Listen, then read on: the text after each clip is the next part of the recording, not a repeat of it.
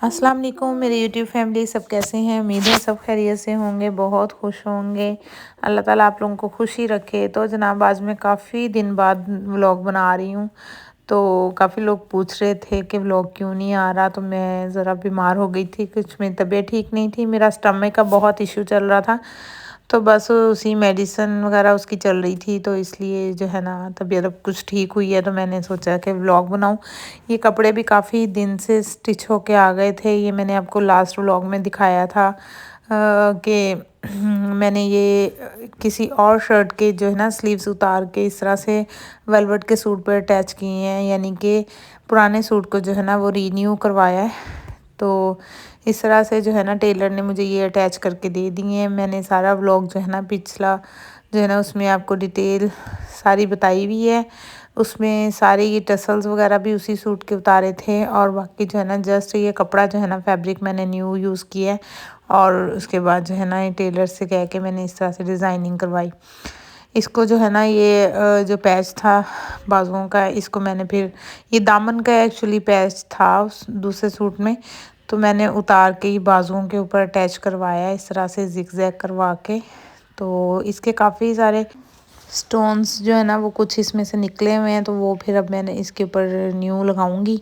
बाकी जो है ना वो सूट की लुक बहुत प्यारी बन गई थी माशाल्लाह से। और जब पहनूंगी फिर इसकी लुक आप लोगों के साथ जो है ना वो शेयर करूंगी।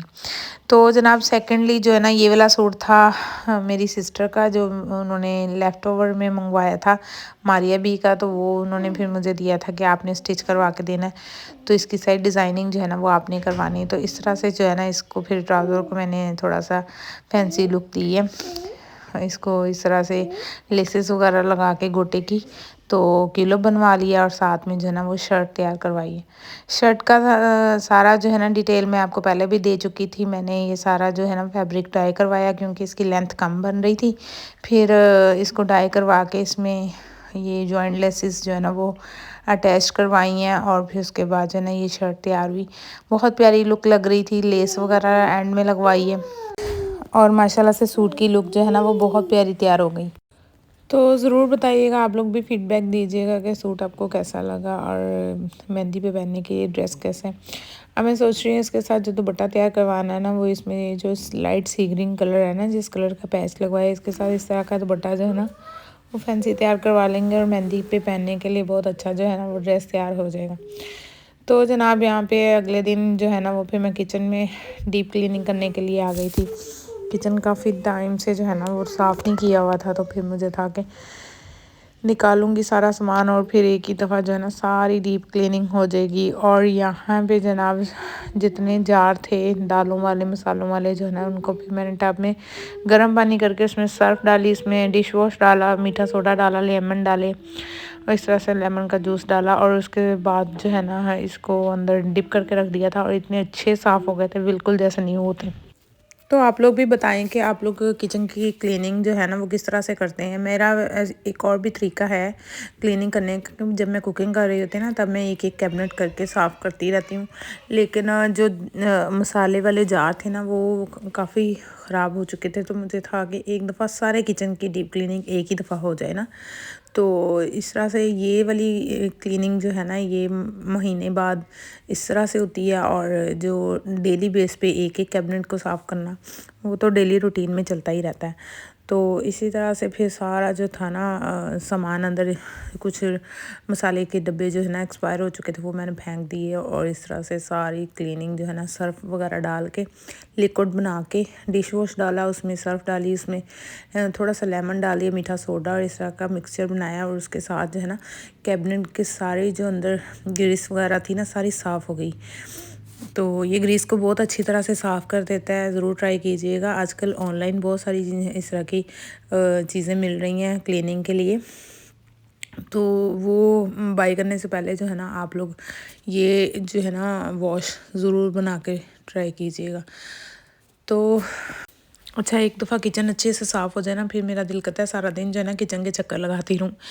मैं हर बहाने से कभी किचन में छोटे छोटे काम करने जाऊँगी, कभी जो काम जो मैं मेड से कह के करवा लेती हूँ ये ला दो मुझे किचन से, वो भी मैं खुद करने लग जाती हूँ कि मुझे ना किचन बड़ा ही खूबसूरत लगने लग जाता है, शाइनी सा, और बड़ा सुकून सा फील होता है ना। तो यहाँ पे जो है ना मैंने स्नैक जार जो है ना इस तरह से फिल करके रख लिए थे। खजूरें, नट्स वगैरह जो है ना वो इसमें मैंने डाल के रख ली थी। और माशाल्लाह से सारा जो है ना वो साफ़ हो गया था इस तरह से। सारी जो है ना अब स्टोव की बारी आ गई थी, स्टोव को साफ़ करना था। ये तो डेली बेस पे साफ़ होता ही रहता है, लेकिन अंदर का जो कचरा निकला है ना कैबिनेट से, उसकी वजह से ये ना काफ़ी गंदा हो गया था। तो मुझे था कि इसको भी एक दफ़ा साथ ही साफ़ करूं, क्योंकि सारा किचन ही क्लीन होगा तो फिर ज़्यादा खूबसूरत जो है ना वो लुक आएगी। अच्छा, इसके साथ ही बच्चे बार बार किचन में चक्कर लगा रहे थे, मम्मा खाना खाना है, भूख लगी हुई है। मैं भी इस टाइम बहुत थक चुकी थी, मुझे था कि जल्दी से काम सिमट जाए और फिर जो है ना मैं खाना बनाऊं। और बच्चे जो है ना वो भूख से बार बार चक्कर लगा रहे थे किचन में। अच्छा, वीडियो में ये ऐसे लग रहा है कि मतलब कि बहुत मिनटों में काम हुआ है, काफ़ी टाइम लग गया था। सुबह से शुरू हुई थी मैं, और करते करते जो है ना कुछ चीज़ें होती हैं बिहाइंड द सीन जो आप लोगों को नहीं दिखाई जाती, जो बैक पे चल रहा होता है। हर चीज़ को साफ़ करना, सुखाना, डब्बे और सारी दालें, मसाले सब जार जो है ना फिल करके रखना। और इसके साथ ही मेरे साथ एक मैस हो गया था। फ्रिज में से दूध निकालने लगी, मग में दूध डाल के रखा हुआ था, वो जैसे मैं निकालने गई हूँ तो वो मेरे हाथ से छूट गया और फ्रिज में गिर गया। अच्छा, ऐसा लाजमी होता है जब भी हम किसी काम को छेड़ लेते हैं ना कि ये काम हमने करना है, तो साथ में ज़रूर कोई ना कोई मैस क्रिएट हो जाता है, जिससे काम जो ना आपका बढ़ जाता है। तो मेरे साथ भी ऐसा हुआ। फिर ये दूध गिर गया तो मैंने सारी वेजिटेबल दोबारा निकाली, धो के सुखा के फिर से इनको रखा वापस। सारे डब्बे धो के जो है ना वो डाइनिंग टेबल पे रख दिए थे कि सूख जाएं। उनको पूरा एक दिन लग गया था, आप लोग भी पूरी रात बताइएगा पड़े कि रहे, आप तो लोगों के फिर साथ जो भी है ना वो ऐसा होता ड्राई है हुए जब भी थे। हम नेक्स्ट किसी डे जो है ना काम उनको को शुरू साफ़ करते हैं, किया अंदर दोबारा से, ज़रूर कोई ना कोई ऐसा फिर मैस हो उसमें जाता है सारे कि मसाले काम डाल के कम वो होने के वापस बजाय रखे और बढ़ कैबिनेट में। जाता है।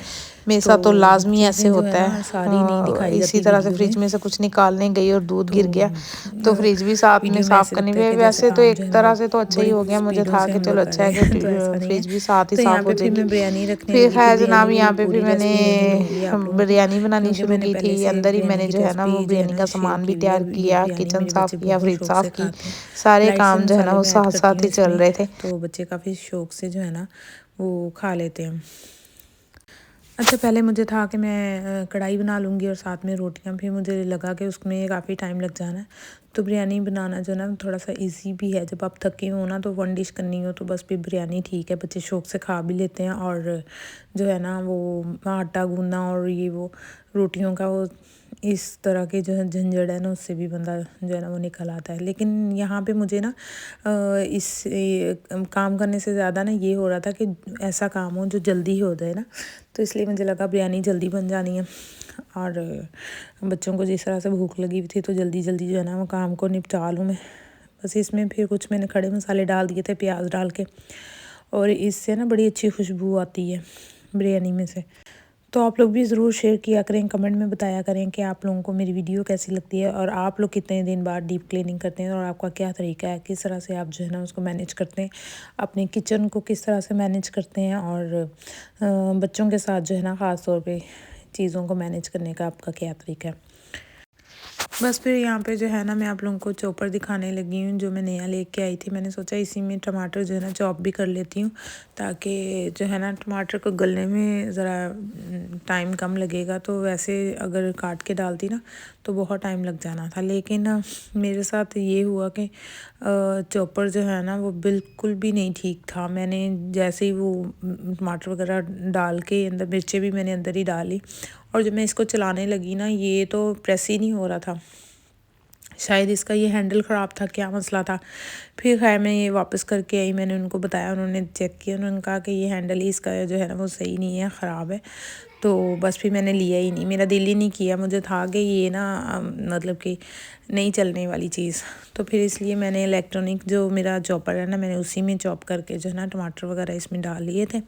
अच्छा, मैं आप लोगों को ना इसके रिव्यूज़ इसलिए दे रही हूँ कि अगर आप लोगों ने भी लेना हो ना तो इलेक्ट्रॉनिक जो चॉपर है ना वो बेस्ट रहता है। वो बहुत स्पीड से काम करता है, आप यकीन करें, मैं उसमें हर चीज़ चॉप कर लेती हूँ, चिकन तक उसमें बहुत अच्छा जो है ना वो चॉप हो जाता है। अनेक्स का मैंने लिया हुआ है तो बहुत अच्छा चल रहा है माशाल्लाह से। और यहाँ पे आप लोगों से बातें करते करते बिरयानी भी ऑलमोस्ट रेडी हो गई थी। फिर मैंने इसको दम लगा दिया, और इस टाइम मैं फुल थक गई थी। अब मेरा था कि बिरयानी खा के जो है ना मैंने चाय पीनी है, तो मैंने ना मेड से कहा, मैंने कहा मुझे चाय का कप एक बना देना। फिर मैंने बच्चों को सर्व की, खुद बैठ के खाई। शुक्र अल्हम्दुलिल्लाह काम जो है ना वो मेरा ख़त्म हो गया। वीडियो पसंद आई तो वीडियो को लाइक शेयर और चैनल को सब्सक्राइब करना मत भूलिएगा और दुआओं में याद रखिएगा, अपना बहुत सारा ख्याल रखें, ख़ुद भी खुश रहा करें, अच्छा खाएं पिएं और इंजॉय करें। इसके साथ ही इजाज़त दें, अपना बहुत सारा ख्याल रखें। अल्लाह हाफिज़।